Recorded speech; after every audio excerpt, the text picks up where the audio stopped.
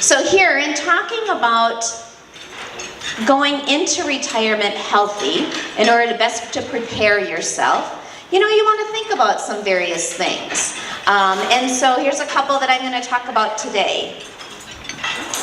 So how many here knew that the age for colorectal cancer screening dropped from 50, maybe you didn't even know it was 50 at one time, but dropped down to 45? Who knew that? Okay. Some say I knew, but I don't even care. That's why we're talking today. So the good news is that even though the traditional colonoscopy is the gold standard for testing for colorectal cancer, there are other options, including Cologuard, which are less invasive, and there's a great way and an easy way to detect for this sometimes silent cancer. Always talking about breast cancer screening, mammographies and such, and I can tell you that the industry is really continuing to advance the imaging that these machines can really provide. Our radiologists and our teams can really detect some great images, even within dense tissue.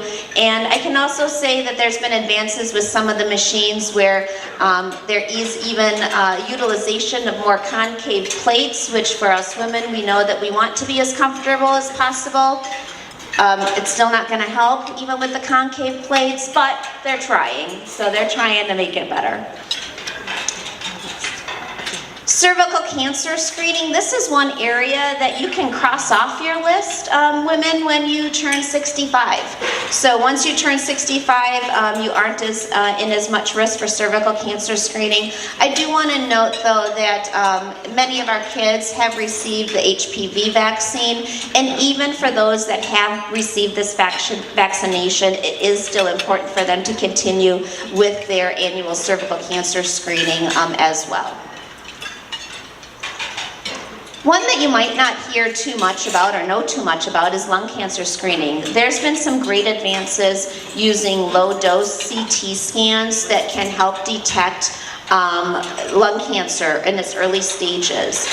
And so for adults that are 50 to 80 with some previous smoking history, it's really recommended that you start getting this type of test and keep up to date with that so that we can try to detect that lung cancer screening as quickly as possible. And another is calcium scoring heart scan. And this is recommended for anyone 35 and older to have this heart scan every 3 to 5 years for someone that has various risk factors, such as a family history of heart disease, obesity, diabetes, and some others. And this is really used not to detect cancer in this concept, but to detect the risk of heart disease moving forward.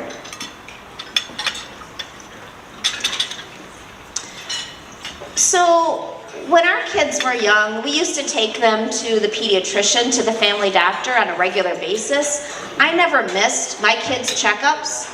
They were always there. I wanted to see where they were at within their growth scale, get all of their immunizations. But sometimes as adults, then we forgot. We're like, we don't need to do that, right? We're adults.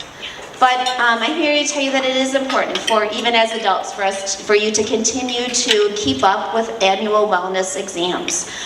Regular checkups with your primary care physician. Their Medicare Part B does offer 100% coverage for what we call a Medicare annual wellness visit. Let's go to the next slide. This type of exam really includes a lot of the inventory of where you're at with your health. Really takes a look at some of those preventative measures.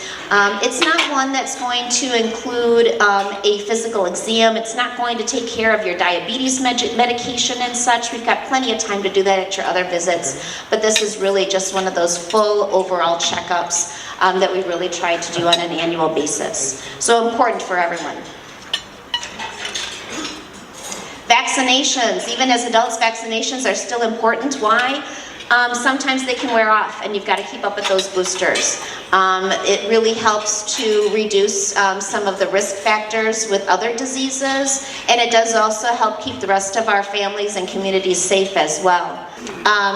You know, just like, again, with our kids, you used to have that chart that maybe you had on your refrigerator that said this is when everybody's due for their different types of vaccines. Same goes for adults, is that there are various vaccines that you need to keep up with, not only on a one-time basis, but then also ongoing. And this does include an annual influenza vaccine. Also pneumococcal vaccine, some of those also that are more common for us to receive as adults. Going on to blood pressure checks, nearly half of all U.S. citizens have high blood pressure, and risk goes up as you increase with age. And so it is important to get regular blood pressure checks, certainly if you're in one of the risk groups here. And that's something that can be done right at that annual wellness visit, annual checkup as well. And then on to blood work. Oftentimes during that annual visit, we do various blood work. This too is a way to have early detection of what might be going on. And so your physician might order a complete blood count, a metabolic panel, check your lipids, check your thyroid, and so forth, and really just part of that overall comprehensive screening. So we often think about physical therapy as when we're injured, right? You get injured, you go to the doctor, oh, I've got the sprain, I've got the strain, I broke something, they fixed something, now I've got to go to physical therapy. However, physical therapy and occupational therapy is really important just for ongoing wellness as well. It really can help prevent falls and injuries, and also can help just boost overall wellness. The common phrase now is motion is lotion. And, you know, certainly it helps when they add things like pickleball that, you know, we can all do. And so for it to keep us active in the, during the Midwest winters and such. And so really encourage everyone to keep up regular therapy, whether it's your own exercise therapy or even through a structured fitness therapy at a health center or a health organization for physical therapy, occupational therapy. And then in turning it to employees, certainly we all are business leaders and we all want to make sure that, you know, not only are we invested in our own health, but also our employees. And so within our organization and the companies that we work with, we have a lot of different types of things that we implement with wellness, newsletters, different challenges and so forth. And certainly within your own businesses, I'm sure you've implemented a lot of those tactics as well, ways to try to engage employees within their own health and to help keep your workforce healthy. And so that's what I had to share with you today. Just like your financial advisor, your physician, Mercyhealth is here to really help you and help your companies to try to keep track of those investments, investments in your health, so that you can continue to be strong and have a strong workforce and have a fun retirement. So, kind of on the heels of Mercyhealth, I don't know if everybody's aware of a recent study that calls out, there's a lot of talk about wellness, quality of life, happiness, and you can improve your quality of life and happiness by, I think, about 63% if you have your property surveyed.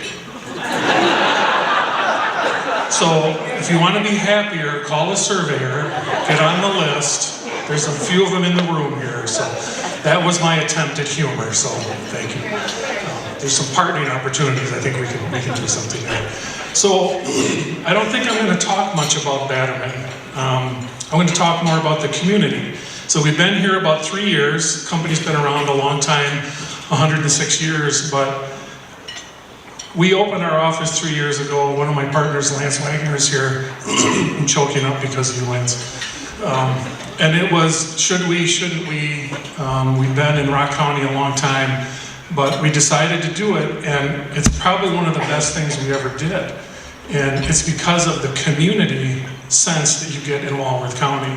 And I'm not just blowing smoke to you. You got in a great organization here, but the number of opportunities we've had to volunteer in the community, help sponsor this. I think we sponsor a softball team or a baseball team for your kids. What was our record this year? Were we good? Okay, she's shaking her head no. You know, and we were asked to help volunteer at the Rock County Fair. If you haven't done that, they let you drink alcohol there, so the adult beverages help. But this organization has been pivotal, I think, to our success. These type of networking opportunities have been invaluable to us, to get to meet so many people. You're the new guy in the block, you've been around a long time, but it's been a great community. It's one of the best decisions we ever made, so thank you all very much.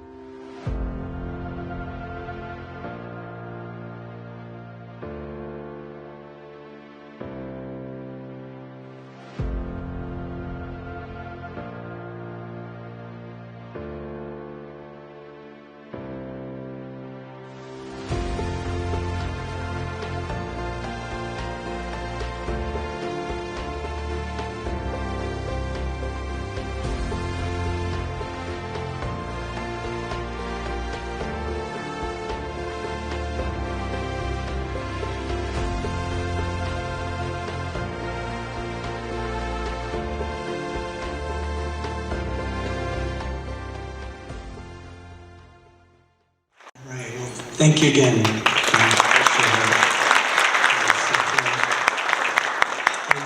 Last but not least is our Inspire speaker for today, which is Kunes Auto Group. And if any of you remember back about 25 years ago, you're amazed at the growth really that company has had, and just the great impact that they've had giving to the community. So really, thank you so much for all that you've done and all that you employ and help in the community. And so I know they just had a little video that they wanted to run here, so we'll do that right now. Hi y'all, I'm Scott Lasso for the Kunes Auto and RV Group. Thank you for joining us at today's annual meeting and for supporting the Walworth County Economic Development Association. If you know the Kunes Auto and RV Group, you know it's our mission to give back to the communities we serve. Faith, family, and giving back is not just a tagline, it's our culture. Our culture permeates through our dealerships, and we couldn't be more proud of our employees when they participate. I'd like to invite you to get your business involved in two notable causes this holiday season, because doing the right thing is never the wrong thing. Operation Christmas Child is an annual program that delivers Christmas boxes all over the world to children in impoverished countries.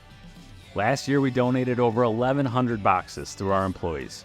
This year, we're shooting for over 2,000. The Kunes Family Foundation paid for the boxes and shipping, and our employees went out and bought the items to fill them. We invite you to get involved with this organization and encourage your employees to get involved as well. These Christmas boxes may be the only present these kids receive in their entire lifetime, and they can have a profound impact on their outlooks and futures. For me, success is not about the wins and losses. It's about helping these young fellows be the best versions of themselves, on and off the field. The nearby Delvin Christian School is a convenient drop-off location, along with locations in Burlington, Janesville, and Twin Lakes. The second cause is called Pack Hope by Umoja Supply Chain Solutions. Pack Hope helped us organize our Trade in Hunger event last year, where we donated over 400,000 worth of food to food pantries. Our employees packed over 27,000 meal kits as a competition to see who could pack the most in 30 minutes, delivering over 125,000 meals to people with food insecurity. This year's event is happening this week, and we're packing 160,000 meals, and about 15% of that is staying right here in Walworth County. Pack Hope can help you set up a food drive for your business as well. Adam Andre of Elkhorn is a local contact that can help you get started. These programs aren't only great for those that they help. They will create a great sense of community and giving within your business organization. So I throw out this challenge for you and the companies you're involved in. If not these two causes, find one and create a culture of giving in your workplace. Just listen to your gut, and on the way down to your gut, check in with your heart. Between those two things, they'll let you know what's what. And remember, we all just gotta believe.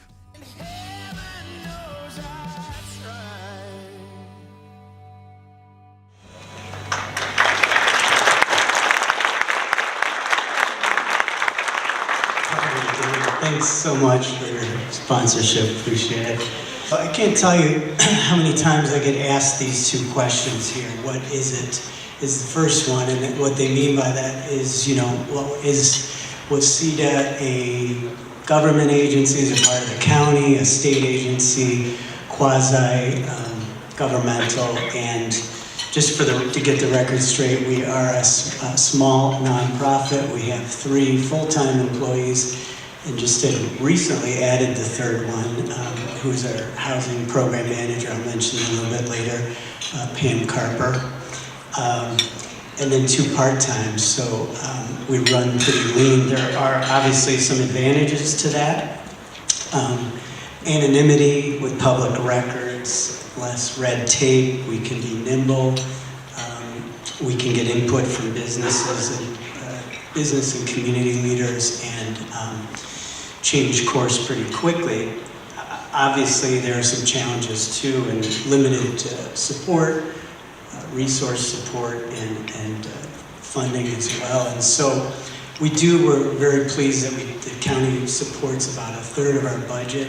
Very grateful for that.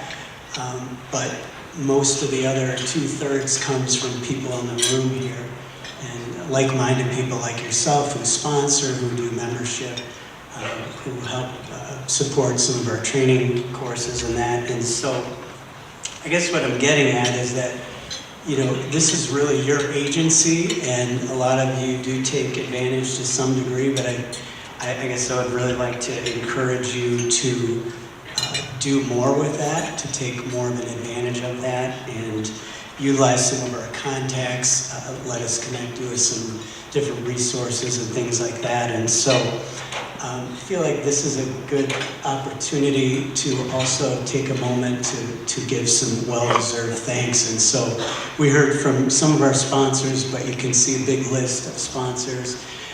Really appreciate all your support of this event. Many of those are members. We have a great board of directors, many of whom are here today and many of whom you probably know. But they do just a great job giving insight, financial support, making connections, things like that. We really couldn't do what we do without that. So really appreciative of our board members and committee members. And then of course our staff. So literally I couldn't do what I do without them. Everybody, I think a lot of you have met them, but they're very dedicated, friendly customer service, really like what we're doing. I'm very lucky, but please don't think about stealing them. I do want to call out one person here, Leslie Gostomski, who has been with me I think almost from the beginning here. She's the person that's up at midnight on Zoom with me preparing for stuff like this, getting it done. She's a brilliant graphic artist. She's just a great problem solver. She's a great support to the rest of the team, so thank you for all that you do.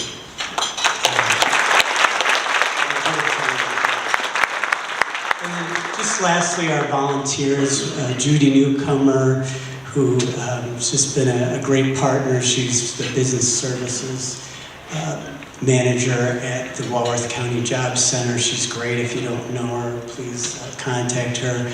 And then Jim Killian's been helping out for a long time as a volunteer, and he's a great ambassador for Kishwaukee too. But thank you to both of them. So with that, I'd like to talk about the next thing, which is people will say, well, okay, now I understand what it is, but what do you do? I know what economic development is, but what do you do? And so traditionally, I think a lot of people think about development, right? New buildings, expansions, and we definitely do that. There's a couple recent ones that came to fruition that you might be aware of that we worked with, Plastec, and I know they're here today, and they're expanding, and largely due to a big increase in exports. It's a plastics manufacturer in Lake Geneva, a homegrown company.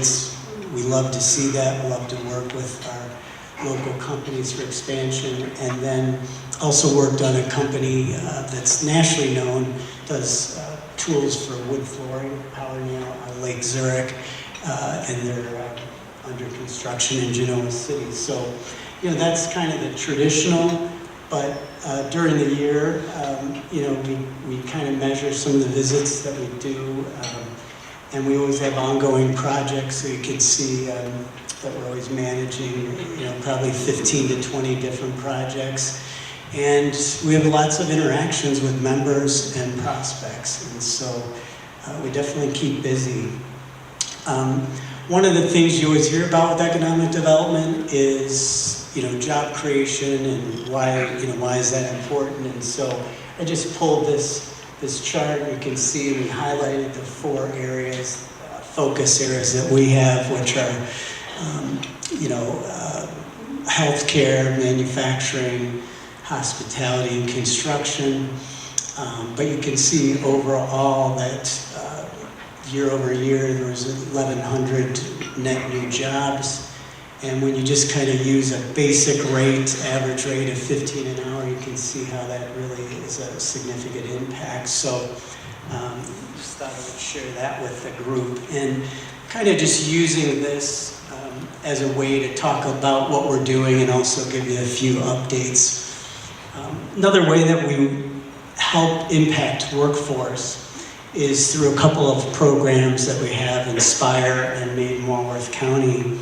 And many of you have met Lisa Pivette from our office here who manages these programs, but she does a great job working with the schools and the businesses to provide career awareness, but also work experiences. And that's really something that we're trying to focus on is the work experiences. And I would just like to say at this time too that we are really lucky in the county to have such great school administrators, great people at Gateway and UW-Whitewater educators who are interested in helping economic development and local workforce. I just really want to say how pleased we are to work with these partners and how eager they are to work with you. If any of you need to get connected, we can certainly do that, but I know a lot of them are here today. So just one point that on this slide to mention is that one area where we've all been focusing on is trying to develop more youth apprenticeships. And you can see over the past 6 years that that's grown dramatically. We still have a lot of potential to build those up, but they keep adding more youth apprenticeship options and things. So if you're interested even for marketing or any different type of healthcare, education, there's all kinds of things, so contact us and we'll get you set up. And then we also work in partnership with Gateway on training programs, and we've seen a big increase the last 2 years, really, in these programs. More and more of you are taking advantage of it. It's a great resource, very low cost, high quality, and so we have supervisory classes, but then we've just offered a little higher level. We had one cohort this year. We're working on putting another one together, and then we have a new one that we just put together, Spanish, practical Spanish for English speakers. So if anybody's interested in that, reach out to us. And then another big area is events and networking, and so we're proud of our events that we do, not only this one, but we've got kind of a standing golf event, State of the County. Mark Roberta is here from the county and also on our board, but thank you, Mark does a great job with that every year. People enjoy that. We rolled out a workforce symposium this spring, and we did a follow-up in the fall. That'll be a standing one. And then the one in the kind of the middle there is the after hours that we do in partnership with our chambers, and we have a good following of our chambers here today. Great partners again. We all work really well together. It's a great group of people. They're dedicated to helping everyone here, so I'm honored to be a part of that. And then, another section we talk about is business intelligence, really just bringing, certain events to you, different speakers, sharing information about incentives, other things that we take back from conferences or other things that we attend, and we'll share those through our websites and in-person, e-communications, things like that, and try to convey some value. And then we also get into this is my last section to talk about as an update, but we'll get into some different special projects. And so last year, one of the things that we did was through a grant from the county did a child care study, and we know that still is a big barrier. WCEDA itself doesn't have the bandwidth to take that on, but we have been talking with other nonprofits about potentially working in that area, and could use the study that we did to give them a bit of a playbook, but it's also being used, it can be used in the future for grants for child care centers. So I think it's been useful, and hopefully we'll put that in play a little bit more. Our big focus as far as a special project that came into view this year was housing, and we've been hearing for the last couple of years around workforce housing, and not just in the hospitality sector, but also in manufacturing, healthcare, and other industries. And so thankfully we worked with our county board administrator, our board, and put together a proposal for a housing initiative for approximately the next 12 months, where we were able to hire Pam Carper, who is our program manager for housing.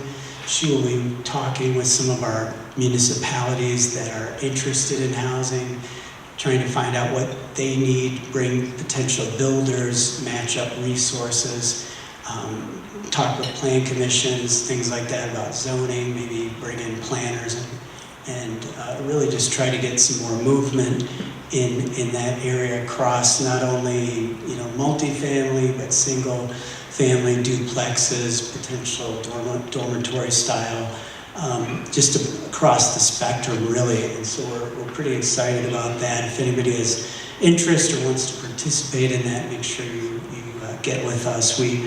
As part of the kickoff to that, we hosted a housing summit at the Abbey September 25th. And it was really a great kickoff. I think we had about 160 people there, but more than that, it was a good mix of builders, administrators, resource partners, realtors, just a really good mix of people there. So feel like we have a good start on that, and you'll be hearing a lot more from that as we progress. So, that's really the update that I had. The last thing that I would call your attention to is your booklets that were at your place settings or on your chair. That has all the information I talked about and more details there. But I also want to call your attention to there's a stigma reduction program that the county is administering, and it's really, I think, an important thing. We're finding more and more how mental health was a problem prior to COVID, but how it's really impacted the workforce, and there are a lot of good resources available to help with that. So just want to call your attention to that. So I am done with my update, and at this point I am really excited to introduce our keynote speaker, Jeff Yabuki, to our group, and really grateful for you to be speaking to us today. I had first heard Jeff in this actual space here earlier in the year at a Keynote event. It was an International Economic Development Forum, and I was really just very engaged with what the messaging that Jeff had, and so I just want to give a little brief background bio for Jeff before I invite him up. And so Jeff is currently the chairman of Motive Partners. It's a specialist private equity firm focused on financial technology and payments globally, and he has been named among the most innovative leaders in America by Forbes magazine for his transformational impact in business. Yabuki was CEO of Fiserv from December 2005 to May 2020, where he nearly tripled revenue and delivered a total shareholder return of 969% through 2019 by evolving the organization from a traditional holding company into a unified global leader in financial services and innovative payments. Prior to Fiserv, Jeff was Executive Vice President and Chief Operating Officer at H&R Block for 6 years, and held a progression of leadership positions over 12 years at American Express after starting his career as a CPA. Jeff's ability to align strategic vision and operational excellence is sought after globally, serving as a board member for the Royal Bank of Canada, NASDAQ, and as chairman of Sportradar. He was also named the Sheldon B. Lubar Executive in Residence at UW-Milwaukee, teaching classes in business strategy and financial technology. Jeff is also active in the community, serving as chair of the Milwaukee Art Museum, is trustee at the Los Angeles County Museum of Art, and on the board of directors of Project Healthy Minds. He and his family are also active philanthropically with a focus on mental health, education, arts, and social justice. Please help me give a warm welcome to Jeff Yabuki. Good evening, everyone. How are you doing? Derek, that was a lot of words. I made a note to cut some of that crap out. Derek was kind enough to invite me to speak with you, and thank you in advance for that. Two things I want to make sure I'm clear about. Number one, I'm not getting paid, and so you should evaluate my remarks on the basis that they were free. I always like to test the room, like how's it going to be? And then the second thing is I broke 3 rules when I agreed to speak, as I didn't ask specifically what time it would be. My first rule is never speak after there has been access to a bar. You guys know what I mean about that, right? The second thing is don't speak after lunch. Right? How are you all doing? And the third thing is don't speak in places that only serve Pepsi products. But it is great to be here today. I'm going to talk a bit, and you can all hear me okay, I suppose? Yeah.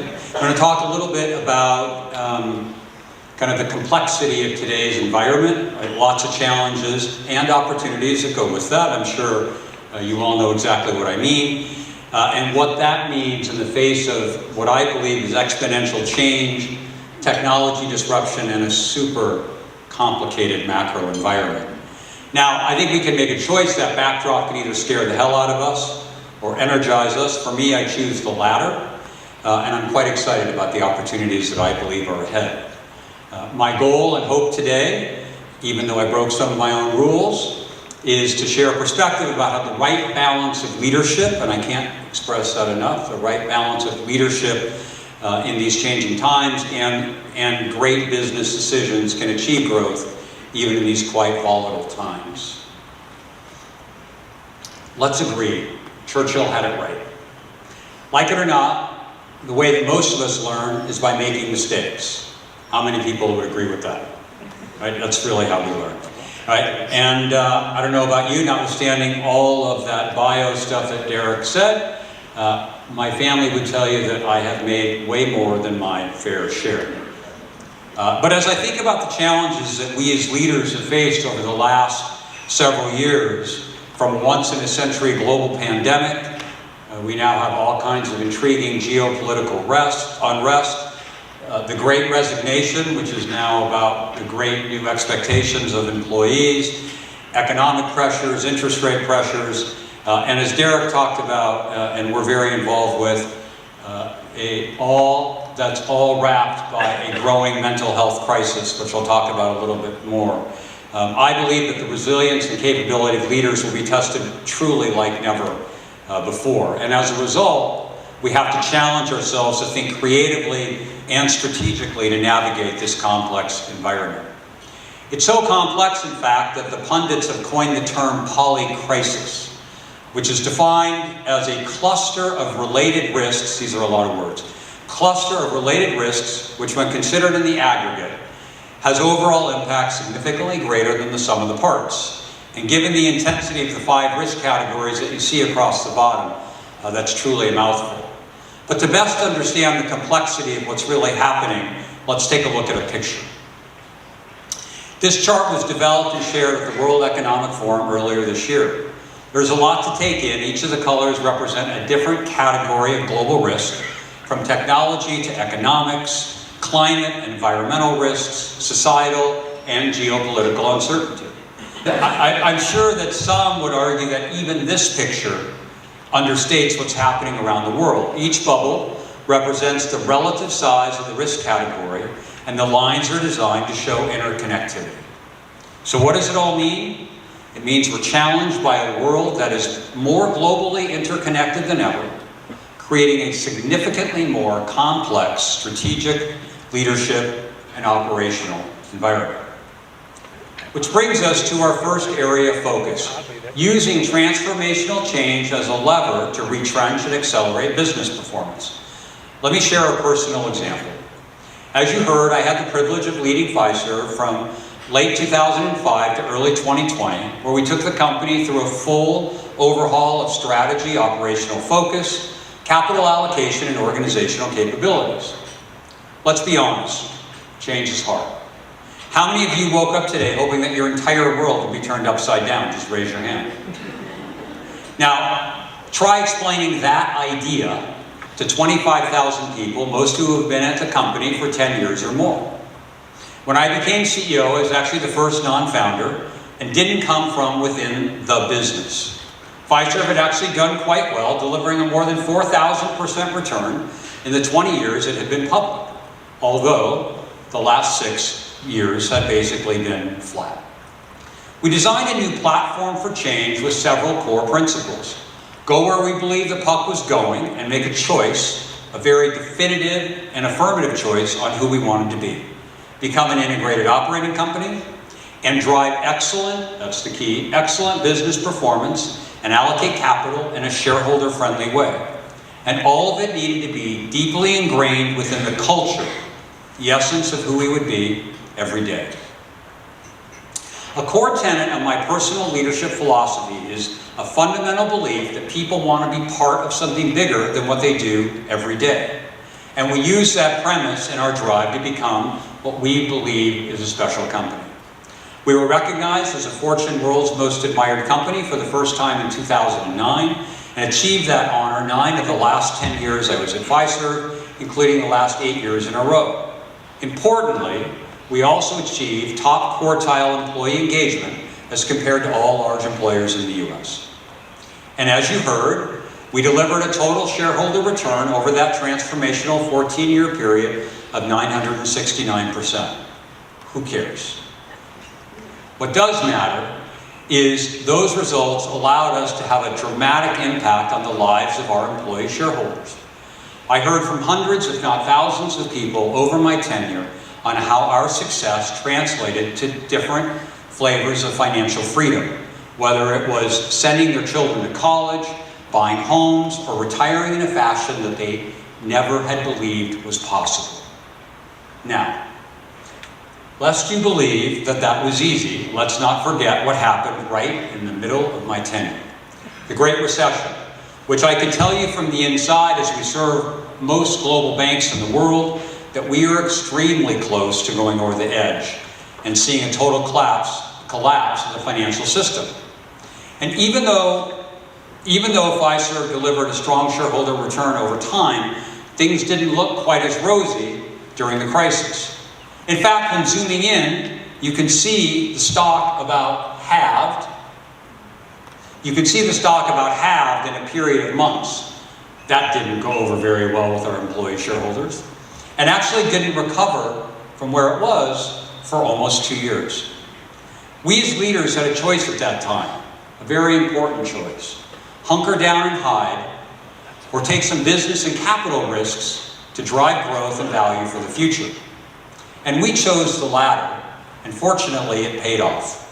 Clearly it was not without a multitude of struggles, difficult decisions, and general ups and downs, none of which we have time for today, because it's right after lunch. But I can tell you that the adage, never waste a crisis, was front and center in our approach to navigating that uncertainty. And as you can see, from the low point of the crisis to the end of my last full year as CEO, we actually delivered a more than 1,400% return, 4 times the S&P 500 over that period. And as important, and maybe more important, we accelerated the company's cultural change, which has been foundational to its transformation and long-term success, which continues today. Now, what conversation about Fiserv would be complete without a mention of Fiserv Forum? How many people have been to Fiserv Forum? Thank you. The basketball home of the NBA Milwaukee Bucks, Marquette Golden Eagles, and hundreds of high-profile events each year.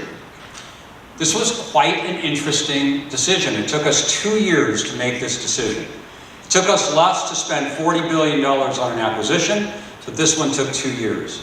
But we decided the opportunity to elevate our brand globally through these naming rights would be an important step in our journey. And we've been fortunate, it's been quite successful.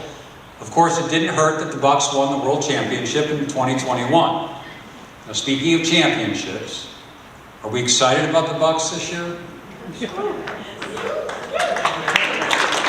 Yeah, we're trying to figure out the Lillard-Giannis thing. We'll get there. Overall, the actions of transforming complexity, taking appropriate risks, especially in times of uncertainty, while executing the heck out of a business strategy, has combined to create a more than 40,000% return, 30 times out of the S&P 500 and 17 times of the NASDAQ for Fiserv. Not bad for a little company based in Milwaukee. So what lessons have we learned?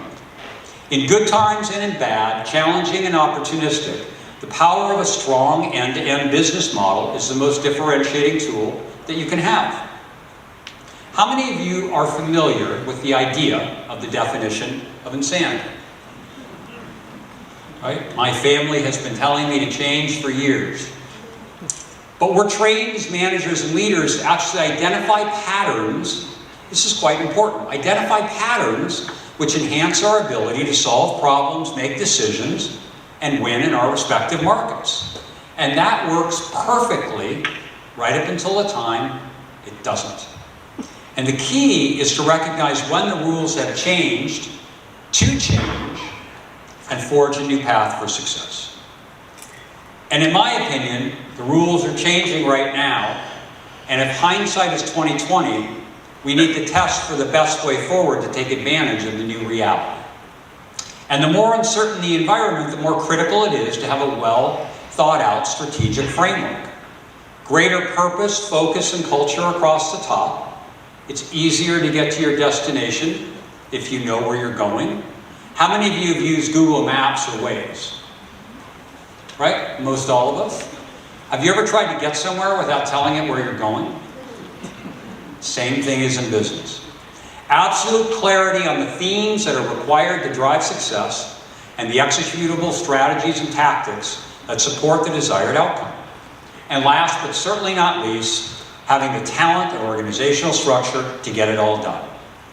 Simply stated, I believe strategy is nothing other than the allocation of scarce resources to accomplish a specific set of goals and objectives over time.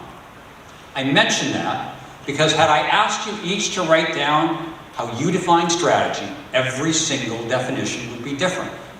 And so within your organizations, having people understand what you say when you say the word strategy is quite important.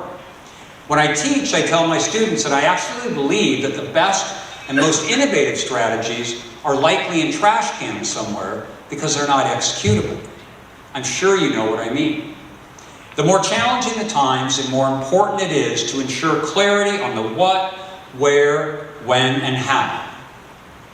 If you haven't read the book Good to Great by Jim Collins, or it's been a while, it's actually just a great refresher on what it takes to build a sustainably great enterprise, to get the flywheel turning in the right direction, and what the core tenets are to get there, which can be especially valuable in periods of ambiguity and uncertainty, just like we have right now. Greatness occurs at the intersection of disciplined people, thought, and action, and the importance of level 5 leaders, those who recognize it's about the enterprise and not themselves. Regardless of the weather forecast in business, these are proven principles that withstand the test of time. We must embrace the power of innovation in today's business environment, which is even more important in these interesting times. Innovation opportunities are absolutely everywhere across all of our people, process, and technology platforms. And we need to make sure that we think about it just that broadly. It's not just about technology. And I really like the Steve Jobs quote that you see in front of you. Innovation itself, I added that, innovation itself distinguishes between a leader and a follower, highlighting another way that leaders, all of us, have an impact on our organization. A big part of Fiserv's success was connected to the breakthrough technologies emerging in the current digital age, catalyzed by the introduction of the iPhone in 2007. Now, how many of you remember the pre-iPhone era when the BlackBerry ruled the earth? Come on, play with me, right?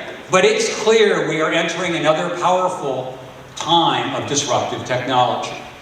And what discussion of disruption would be complete without Elon Musk? You can see his Tesla bots right out of the movie I, Robot. They stand 5'8" inches tall and can lift 150 pounds. These robots are learning to sense the world around them, map it, and navigate it for future use. Before we talk about AI, which I believe is critical as we move forward over the next several decades, let's look back at some of the past innovations that have made a huge impact on our lives. One of the important factors in determining the impact of innovation is the speed of adoption. In the way back days, we measured adoption at scale in years and used 25% of penetration as the point of demarcation. As you can see on the chart, it took 33 years for the automobile to reach 25%. It took 26 years for that thing called television, 16 years for a personal computer. And although we take it for granted today, it even took a dozen years for 25% of US households to have a mobile phone. And as a reminder of the power of a tipping point, there are more than 16 billion mobile devices globally. This slide is focused more on app-based technologies than examples measuring 25% penetration. The race is now to 100 million users globally, and that is now in months and not years, another sign of the world that we live in. Now, can you read the chart?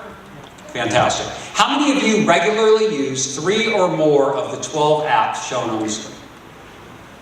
5?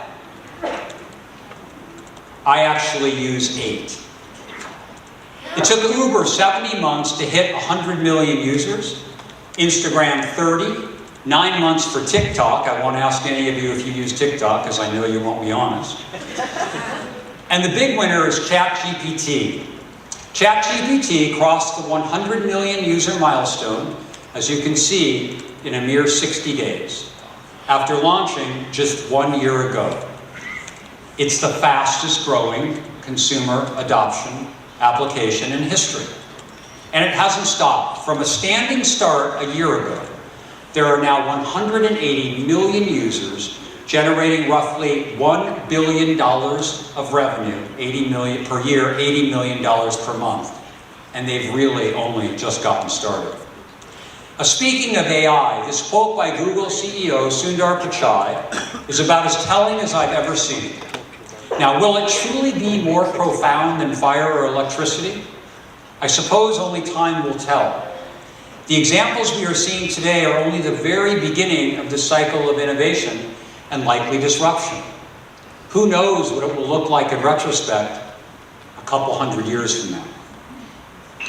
This slide is about impact, now and in the future. Already, 45% of Americans are using generative AI technologies like ChatGPT. 40% of them say it saves them 1 to 5 hours a week. 29% of them say it saves them 6 to 10. How amazing will that be? 70% of Gen Z, those are 9 to 24 years old, use the technology, and more than 50% of them trust it to help them make informed decisions. That might not bode well for CNBC in the future. Generative AI could ultimately add $4.4 trillion of annual economic value. For context, the annual GDP of the entire UK is $3.1 trillion annually. Half of all of today's work activities, I want that to really sink in, half of all of today's work activities could be automated by 2045. And that's about a decade earlier than had been originally estimated. I personally think that time frame will come in dramatically. And it's estimated that artificial intelligence solutions could ultimately result in the creation of more than 500 million net new jobs. Net is one of the key things to listen for. There will be job elimination, and then they will come back. To that point, I was talking to a friend of mine who's a CEO recently who spends high single-digit billions of dollars per year on technology. He is not a technology company. He shared with me that 30% of all the code that they write is being done by AI today. 30%. And when they get to their goal of 60%, it will save them $800 million per year.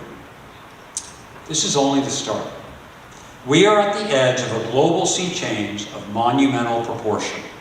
The economic and innovation potential for businesses of all shapes and sizes is incredibly significant.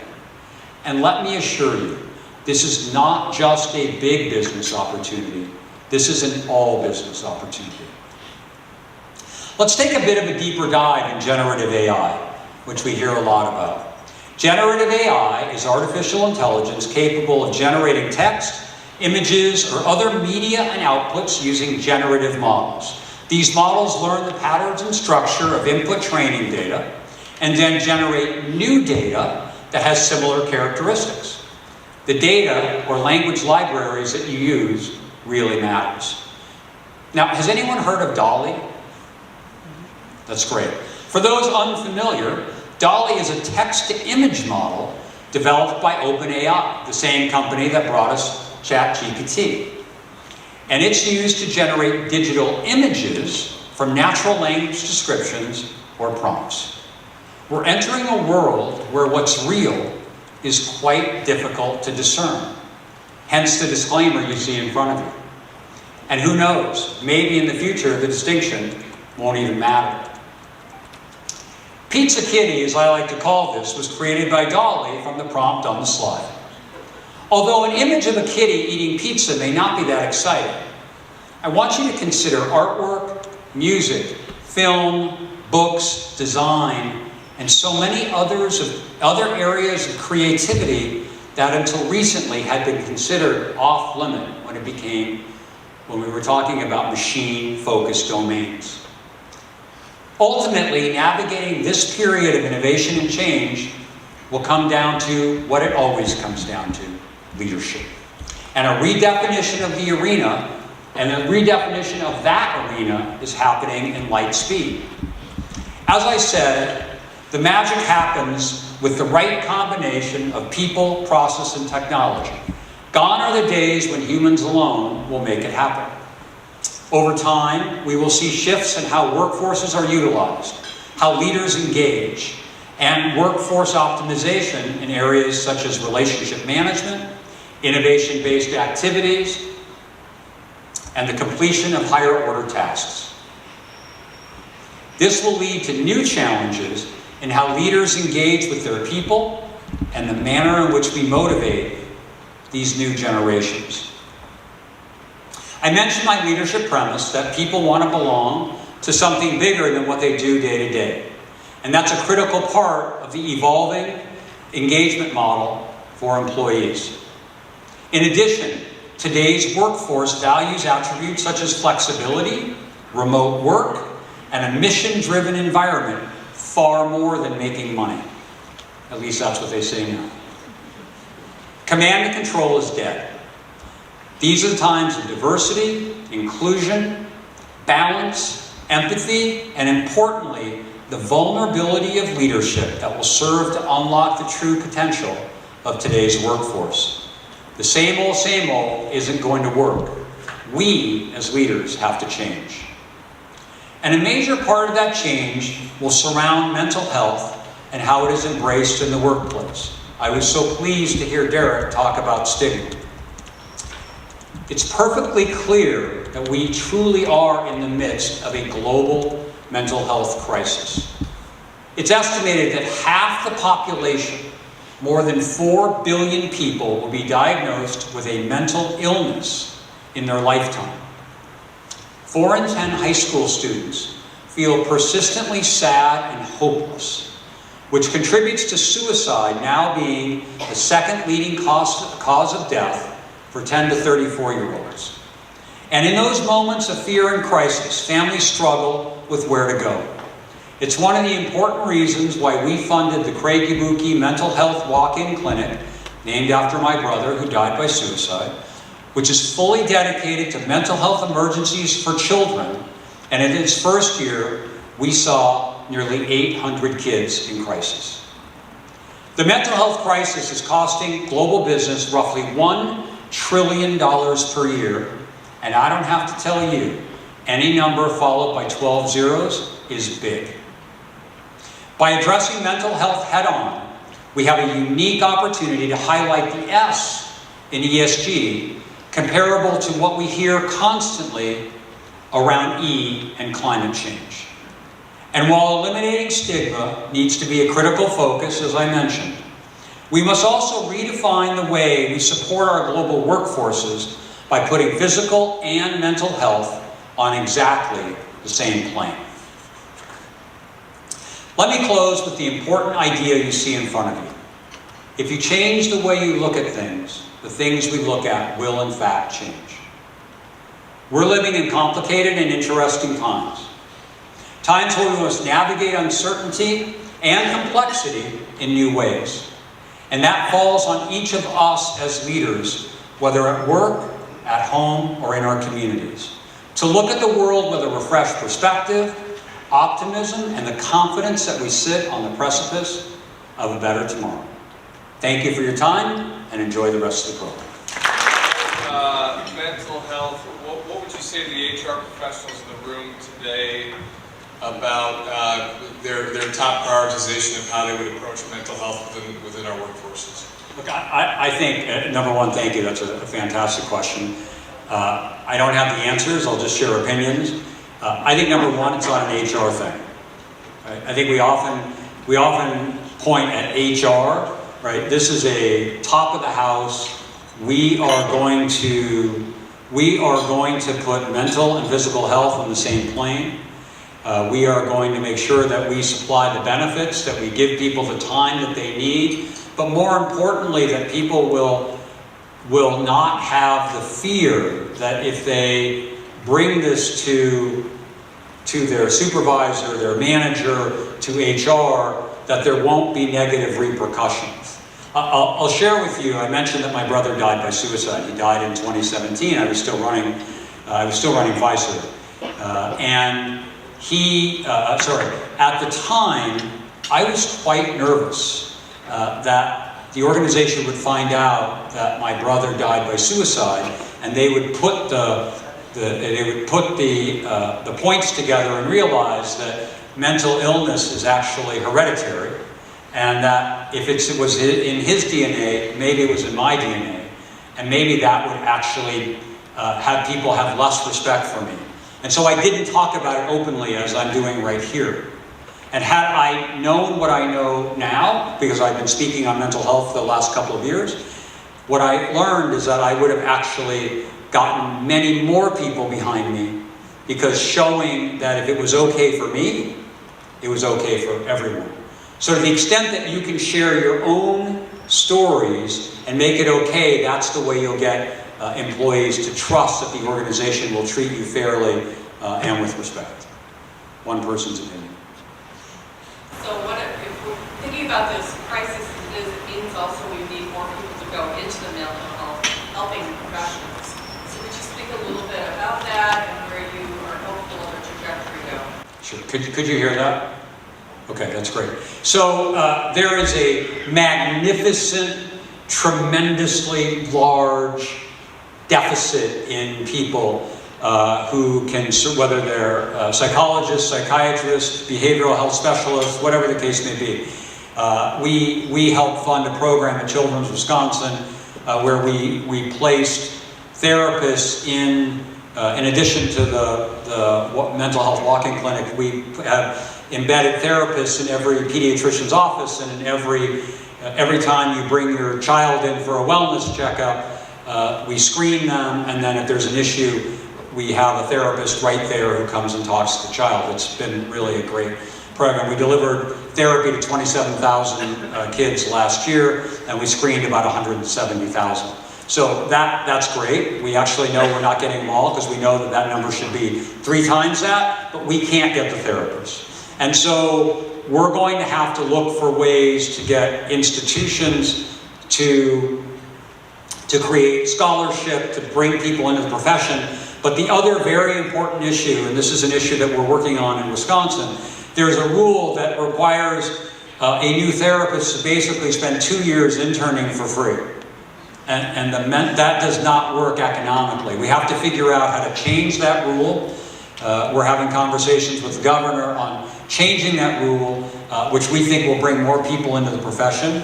But we also have to encourage people that it is more than an admirable profession, right? And lots of rewards for it. But it's a very complicated algorithm. But I also am very optimistic, because these Gen Zs think about the world differently. They think about stigma differently. They want to help. They're mission driven. I think we'll see real change if we can create programs that can take them. You spoke a lot about the positive aspects and prospects of AI. No, I'm not one of them. I don't think. But what would you say to the doomsayers out there that, you know, are basically saying that could be the end of humanity at some point? I don't know. Probably people said the iPhone was going to be the end of humanity. I'm sure. Look, I want to be 100% clear.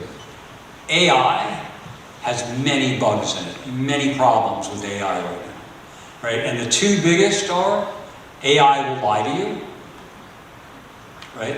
AI hallucinates. AI is only as good right now as how you've trained it. And if you're using the public versions, you're not creating your own co-pilots or you have your own language libraries. AI does not have an ability to not answer a question, and therefore, if it doesn't have the right answer, it just makes it up. It's like my kids.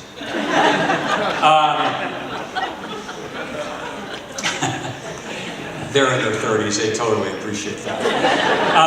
And the second thing is we still have not figured out how to eliminate bias, right? In both the answers, the people who are creating AI, there is no way right now to disassociate the bias that I have as a human to what the code that I'm writing. And so we have to figure that out. I had to laugh. Elon Musk was out talking about how AI was going to destroy humanity, and now he has X.AI. Like, let's be serious. But it is like every other technology. It has to be used productively, and it has to be managed. Like the thing about machines is they're kind of like people, except for they come to work every day. But they have to be trained, we have to use them correctly, we have to figure out what are the strengths, right? And you saw that robot thing, right? I mean, that's real stuff, and I like the movie I, Robot, where the robots took over and then we beat them up. Right? That was great. And look, in 100 years, I think things like that will be happening. I don't have any doubt, but I also think, you know, maybe robots will be fighting wars and we won't lose our children, and you know, who knows what will happen. I would spend much more time and energy understanding what it can do, understand the limits, but if in 2 years everyone in this room is not using some kind of AI in your life, right, you will fall meaningfully behind. Meaningfully behind. And so we have to find that balance between going too far, but going far enough so that your businesses and things that you're doing get benefit from the AI. And you're not just disintermediated by others who are using that technology. So we had 2 awards today. This is always a good time and fun to just highlight a few either organizations or businesses, and so we have 2 here. The first one is Seeds of Hope, as you can see here, and they are the award winner for our David Bretl Community Betterment Award. And for those of you who know Dave Bretl, he spent a lot of time at the county, did a lot of good things. He helped get WCEDA started. He currently now is actually serving on the board, but not here today. We had established that award in his name to honor local organizations, mostly nonprofit, in the county that are doing some great work. And so really proud today to be able to honor Seeds of Hope. And so just real quickly, I'm going to give a little bit of background, and then I think we have a photo slideshow, and then we have a few people who will talk on their behalf. So, you know, they talk about, what do? They talk about every day as an opportunity for learning and growing, and they utilize horticulture as a form of therapy. They are based in Elkhorn, by the way, and they talk about how that's an excellent opportunity to promote and inspire lives in the greater community. Life is never easy, especially when you have developmental or other disabilities, and so they primarily serve families with disabilities. And some of the activities that they do, they talk about going to working in the greenhouse, taking a walk around the golf course, which they're near, planting vegetables at the fair, going to the Milwaukee Zoo. They also do individual tasks during the day, and so sometimes they have to modify those tasks to make sure that everyone feels needed throughout the day. So that could be washing pots, pulling a wagon, using a screwdriver. I know that we had come in contact with them through an Elkhorn group, downtown group that we work with that has flowers and flower pots and needed watering. And it's just been a great time to work with them in partnership. So part of the reason that I started Seeds of Hope was because of mental health. And my great-grandfather came here in 2017 and worked for Walworth County in the mental health field. And then also my great-grandmother worked for Walworth County, both of them for over 35 years in the mental health. A lot of you may not know, but sunlight and dirt are two key components to help mental health. And so that is something, Seeds of Hope, I didn't realize it when starting it, but the sunlight and actually working with your hands. I mean, some of mental health issues are because people don't work with their hands as much. And that is something that really helps with mental health, is being able to bring dirt, sunlight, and working with your hands into that picture. So sometimes I talk too much, so I wrote something down. Another thing is Dave Bretl actually was a part of Walworth County from 2003 until 2020. So you with Fiserv and Dave with that are very, very similar.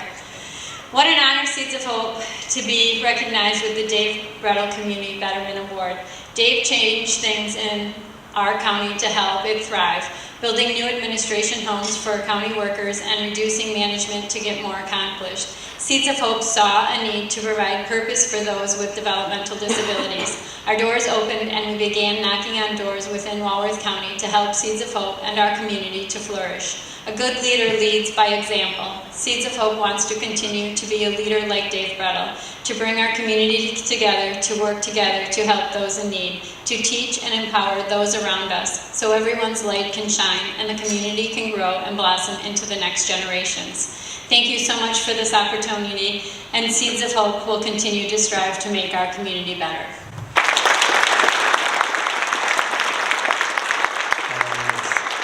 Thank you again for all the work that you do. So our next award, so we have a business award that we chose for this year around technology, and I think it was fitting for some of your remarks, Jeff. But one of our awards is the Business Investment in Technology Award, and so Radius Packaging is our award winner, and gosh, it goes back, I think, 6 years now when I first met Tom Frank, who at the time the company was Shenik, and I know they were landlocked, they were looking to expand, wasn't any really good property nearby that worked for them, so they were looking at Elkhorn, wasn't too far from New Berlin, had good power, but they also wanted a backup plan in case that didn't work, and so we worked with Delavan as well, and long story short, they ended in Delavan. It's great. Really great company. We're so glad they located here. They've made huge investments in the company. Whoops. I think we do have a little slideshow, but we may have to switch that over, so I'll give them just a second to get that ready. But the reason we do that award is really just to, one, recognize companies that are making significant investments in technology, but then also hopefully encouraging others to do that. So at this time, I'd like to call Tom Frank up, and I know he's got a few things to say, and then we'll run through the slideshow. Well, thank you guys very much for the honor and the recognition for the investment that we made in Walworth County. I guess I'll step back and tell the story, kind of talk where Derek left off. We were in Waukesha County in New Berlin. We were landlocked. We had basically crammed every bit of floor space with machinery. and had a 250,000 square foot warehouse about 30 minutes away because we couldn't fit our product in our facility. So with that, we were notified by our landlord there that they were going to tear that down and create housing. So we started looking for where did we want to expand, and there were some requirements to that. So the requirements were we needed space, obviously lots of land, we didn't be landlocked, we needed rail, and we needed freeway access. So we started looking throughout all the different communities and wound up finding Walworth County to be a perfect fit for what we do in the strong plastics base that's located within this county, as well as where our customers were located from this location. Just so everybody's aware, at Radius we are a plastic packaging provider for the food and beverage, nutraceuticals, home goods, and professional cleaning. We do injection molding, blow molding, and design services for our customers. So when we came to this location, we do about 400 million containers a year. Out of the Delavan facility alone, we can do about 250 million. From an investment standpoint, we basically put about 15 million into a building. We have a 250,000 square foot facility in Delavan. One of the blow molding machines that we purchased and the injection molding machine was about a total of 11 million just for that. And then we have 4 more at about 3 million with automation in each one of those. Total $38 million that we invested in Walworth County. And when we did that, we basically said, okay, what do we want to do different in our industry? Because we were learning about Industry 4.0, which was coming out of Germany at the time when we put this together. And we wanted to make sure that when we were building a facility, we fully automated it so that the first time anybody touched a product is when we had a full high skid that was going to be loaded onto a truck. So we have total automation, which you can see through those lines with full pack out. And through the COVID time, when a lot of people were struggling for labor, we didn't have a single issue because of our automation. So we were able to keep everything moving and flowing for our customers, and therefore we're being rewarded with more business. But one of the last things I guess I just want to touch on, which I think is even more important just in the financial investment, when we move to a location, we want to be part of the community and we want to invest. And what we think success is that when the people on our team can be an active participant within the community where they live and work. And so we try to give back to the community through investment, and we've partnered with the local schools to provide opportunity for them to come in to learn more about our industry, learn more about technology, and then where they can apply that to the future. And again, it takes a team, and we have an awesome team at Radius that all were participated in the building of this facility. So thank you to my team, and thank you everybody here for this honor. So the last part of our program, we just like to recognize some of our outgoing board members. We do have 2 board members who served 2 3-year terms, and so our bylaws say that at that point they term out. And so GL Chambers, a lot of people know GL. He and his family own the Geneva National Golf Course and the Ridge. His organization really was involved earlier when we first started, and I wasn't with the agency at the time with WCEDA, but in 2005, I know a lot of you might know Kevin Pollock, but Kevin Pollock was very instrumental in WCEDA and had worked with Garth and his family for many years. And so once Kevin had left, GL joined, and a couple of things that he helped us work on was more recently with investigating a workforce innovation grant in partnership with some of the other resorts, and then also just looking at helping us think through and being a part of this housing initiative. So really, and unfortunately GL's not here, nor is Dr. Hibner today. They both couldn't be here, but we really appreciate their service to the board. We have a little memento that I will deliver to both of them after the fact, but we did want to recognize them here today.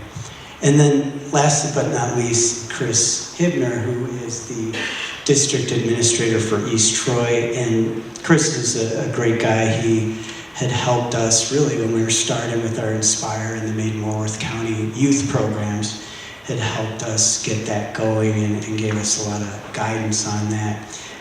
Again, Chris couldn't be here, but he said